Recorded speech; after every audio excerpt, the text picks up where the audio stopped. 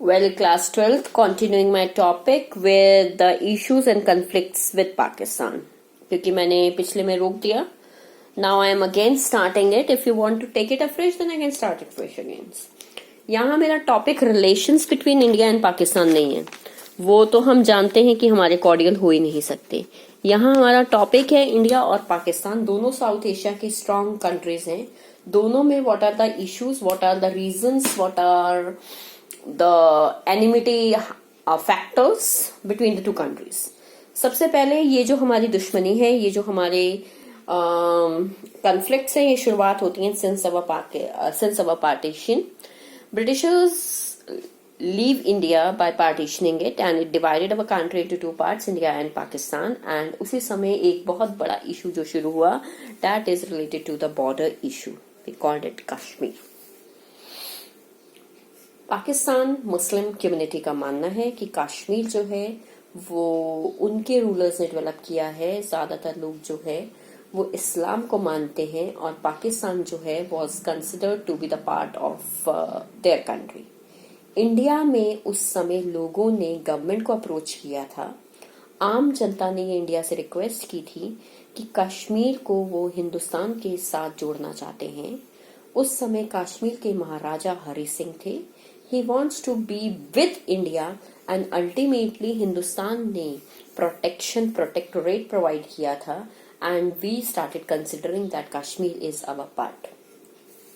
1947-48 में ही हमारे देश बने थे. 14-15 अगस्त 1947 को.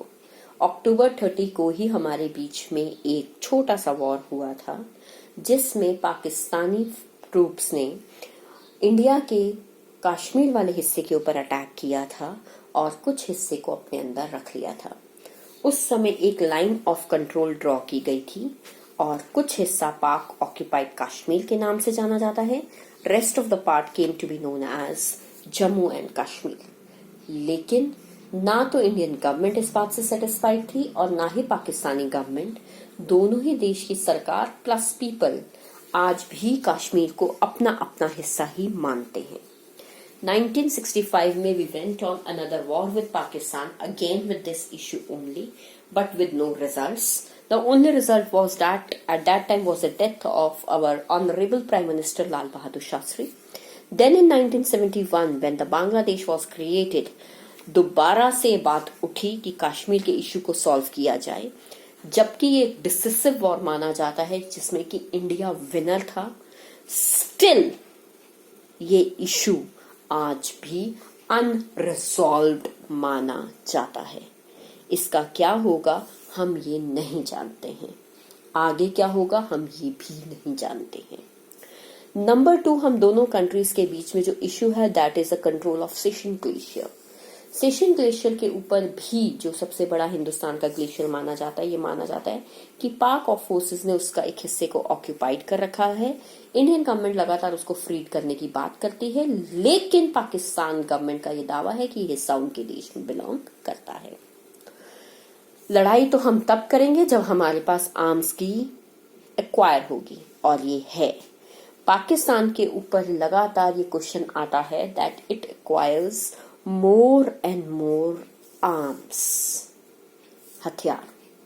ये माना जाता है कि इंडिया नॉन अलाइंग कंट्रीज में माना जाता है लेकिन पाकिस्तान ने शुरू से ही वेस्टर्न कंट्रीज का सपोर्ट लिया है. पाकिस्तान ने बहुत सारा अपना पैसा in the purchase of arms and ammunitions में खर्च किया है.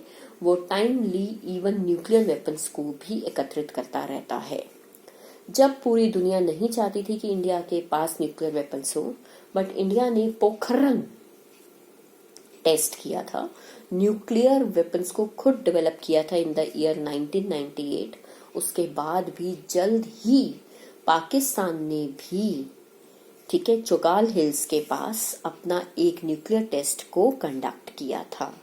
एक्विजिशन और आर्म्स को लेकर दोनों के बीच के जो रिलेशंस है वो शुरू से ही स्ट्रेन्ड रहे हैं. इसके अलावा जब हम चौथे रीजन की बात करते हैं तो हमारे लिए आता है खालिस्तानी मिलिटेंट्स. आप लोगों के लिए ये नाम बड़ा अजीब होगा, खालिस्तानी मिलिटेंट्स. पंजाब के कुछ इंसर्जेंट सिख थे जिन्हें पाकिस्तानी फोर्सेस ने सपोर्ट किया था कि आप पंजाब के हिस्से को हिंदुस्तान से अलग कर लो. इस समय इंदिरा गांधी जो थी वो हमारे देश की प्राइम मिनिस्टर थी। इंदिरा गांधी ने इस पूरे एपिसोड को हैंडल किया था। थोड़े टाइम के बाद ये डिस्प्यूट खत्म हो चुका है, लेकिन 1980s में ये एक सीरियस इश्यू बन गया था और पाकिस्तान की इसके ऊपर डायरेक्ट कंट्रोल थी। इंडिया को कभी भी ये बात पसंद नहीं आई। पांचवा रीजन हमारे लिए आता है the report which has been submitted timely or you can say time to time by the ISI. ISI की फुल फॉर्म ध्यान रखिएगा, इंटर सर्विस इंटेलिजेंस। इसकी फुल फॉर्म है इंटर सर्विस इंटेलिजेंस, जो कि ये बताती है कि पाकिस्तान टाइम टाइम से इंडिया के अगेंस्ट कैंपेनिंग में मदद करता रहा है। जब हम अपनी बुक 2 करेंगे तो बेटा हम उसमें करेंगे कि मिजोरम में जब इंसर्जेंट एक्टिविटीज थी तो लाल डेंगा नाम के व्यक्ति थे, उनको सपोर्ट पाकिस्तान ने दी। सिमिलरली नागालैंड में जब गड़बड़ हुई तो वहां के जो लीडर थे उसको भी सपोर्ट और प्रोटेक्शन पाकिस्तान ने दी। पाकिस्तान स्पेसिफिकली हिंदुस्तान के अगेंस्ट कोई भी अगर एक्टिविटी होती है उसको सपोर्ट देता है। इवन इस काम के लिए कई बार वो बांग्लादेश की और नेपाल की भी मदद लेता है। ये तो हमारे इश्यूज हैं। पाकिस्तान के भी कुछ इश्यूज हैं जिसमें वो पॉइंट नंबर 6 में कहता है कि हिंदुस्तान जो है वो बेसिकली सिंध और बलूचिस्तान, ये सिंध और बलूचिस्तान के हिस्से इस समय पाकिस्तान के हिस्से कहलाए जाते हैं। हिंदुस्तान भी वहां पर अपनी ट्रूप्स के थ्रू या अपनी एक्टिविटीज के थ्रू ट्रबल क्रिएट करता रहता है। हिंदुस्तान भी सिंध और बलूचिस्तान के ऊपर कंट्रोल करना चाहता है। पाकिस्तान का ये भी एक डिस्प्यूट है और हम दोनों कंट्रीज के बीच में डिस्प्यूट है related to the sharing of river water. Indus एक ऐसी नदी है जो कि मेन रिवर पाकिस्तान में फ्लो करती है, लेकिन उसकी ट्रिब्यूटरीज जो है वो इंडिया में फ्लो करती हैं। इसके वाटर शेयर को लेकर लगातार दोनों सरकारों के बीच में बहुत बारी मीटिंग्स हो चुकी हैं, बहुत बारी ट्रीटी साइन हो चुकी हैं। एक ऐसी ही ट्रीटी साइन हुई थी इंडस वाटर ट्रीटी, जो कि साइन हुई थी 1960 में with the support of world bank, जिसमें इस डिस्प्यूट को सॉल्व करने की कोशिश की गई थी। बट सच यही है कि पूरी तरीके से आज भी ये डिस्प्यूट सॉल्व नहीं है। इसके अलावा जो हमारा राजस्थान और रण ऑफ कच्छ का एरिया है जो गुजरात के साथ जुड़ता है, वहां पर भी आपस में दोनों कंट्रीज लड़ते रहते हैं।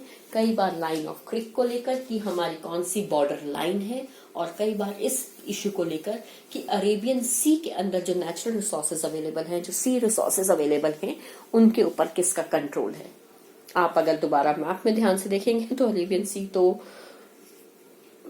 हिंदुस्तान के साथ भी कोस्ट लाइन के ऊपर है और पाकिस्तान की कोस्ट लाइन के ऊपर भी है। तो दोनों जो कंट्रीज हैं एक दूसरे को लेकर सस्पिशियस रहती हैं, कन्फ्लिक्ट में रहती हैं over to the distribution of natural resources found in sea. आज के लिए अभी हम इतना ही करेंगे, नेक्स्ट टॉपिक हम कल करेंगे। Thanks guys.